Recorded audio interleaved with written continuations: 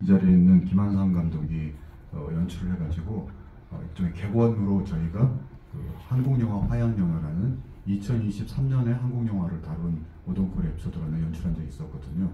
그래서 그것과 아마 이 작품이 두 개가 한국영화에 대한 두 편의 오동콜 에피소드가 되는 것 같은데 혹시 영향을 받으셨나요? 한국영화, 화양영화 같은 경우는 그 내용이 2003년이라는 한국영화 역사에 있어서 굉장히 특수한 시간을 다룬 이제 에피소드였고요. 이제 그 에피소드를 이제 애초에 김홍준 원장님이 되시기 전에 이제 기획을 하셨고, 이제 원장님이 되시고 나서는 같이 김한상 감독님과 같이 이제 작업을 하게 되셨는데, 그걸 하면서 이제 아쉬웠던 점은 예산의 한계나 이런 것 때문에 어떤 영화를 직접적으로 인용을 하기가 굉장히 좀 어려운 상황이었어요. 왜냐하면 그 영화들을 특히 굉장히 이제 시모 회사가 되게 비싸게 부릅니다.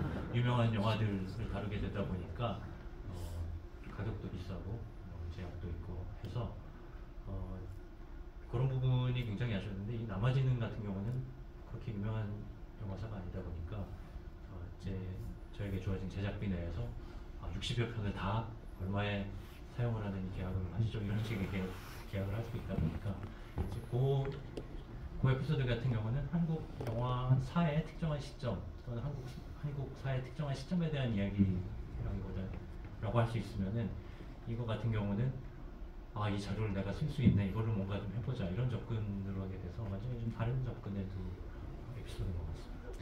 사실 이런 그 푸티지 그 영화를 만들 때 가장 어려운 것이 저작권의 문제거든요.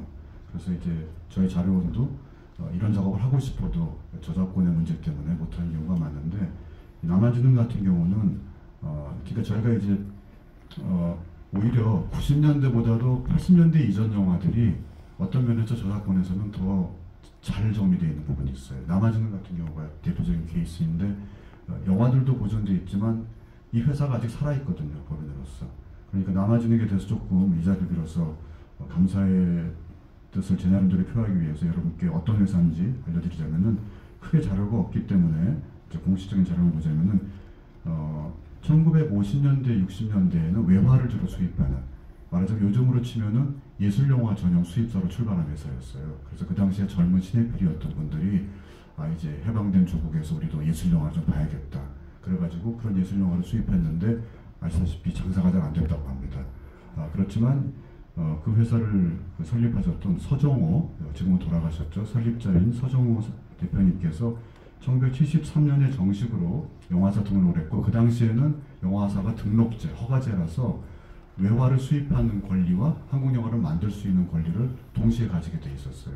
그래서 저는 이번에 남아주행에 대한 그 자료를 보면서 사실 그 당시에 어떤 그 한국 영화의 여러 가지 한계 때문에 그렇게 우리가 정전이라고 할 만한 한국 영화의 백선에 들어갈 만한 영화들을 많이 만들지 못했지만 굉장히 다양한 장르를 만들었고요.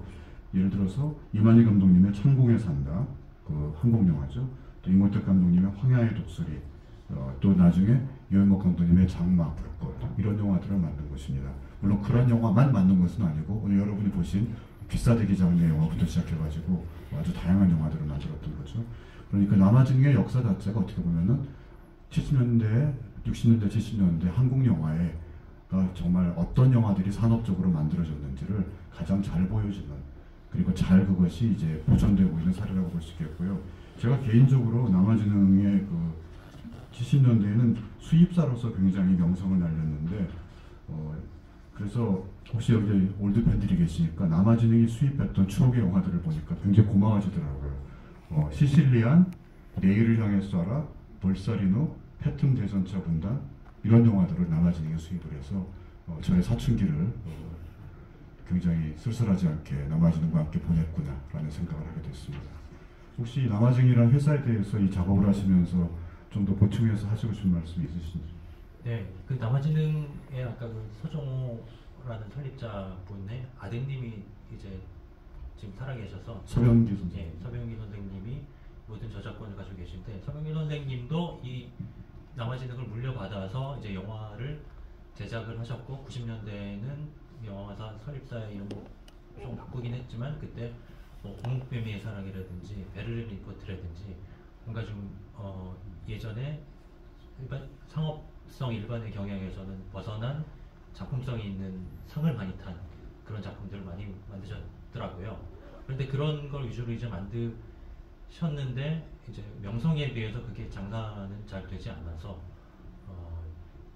그 사업상으로는 좀 어려움이 좀 있었다는 말씀을 하셨고요. 그러면서도 이제 영화 수입도 많이 하셨는데 영화 수입도 뭐 양철국이라든지 어떤 좀 이분 자체가 굉장히 영화를 좋아하시는 분이다 보니까 흥행성보다는 좀 작품성이 있는 것들을 90년대 초반에 80년대 말에서 그런 영화들도 많이 수입을 하셨더라고요. 그래서 그 사업을 계속 해 오시다가 이제 현재는 이제 연세도 있고 하셔서 그렇게 사업을 활발히 하시지는 않는 것 같습니다. 그런데 이제 그 설립 제 아드님께서 영화에 대한 애착이 이제 굉장히 크시고 그런 애착을 가지고 뭐 투자도 하시고 수입도 하시고 그런 영화사인 것 같습니다. 네. 이 영상여론이 할 수 있는 일들은 그분들이 지증해 주시거나 맡기는 자료들을 잘 보관을 하고 또 그런 것들을 복원할 수 있는 영화들은 저희 기준에 맞춰서 복원을 하고 좀 더 활용될 수 있도록 하는 것이 자료원의 기능이고요. 이렇게 기억될 수 있도록 또 재발견될 수 있도록 하는 것이 굉장히 중요한 작업이라고 생각을 해서 저희 작업을 대신해 주신 모던 코리아에도 굉장히 저희가 고마운 마음을 갖고 있습니다. 물론 여기 오늘 와주신 관객분들에게 가장 고맙다고 말씀을 드려야겠죠. 네, 또 질문해 주시면 한 두세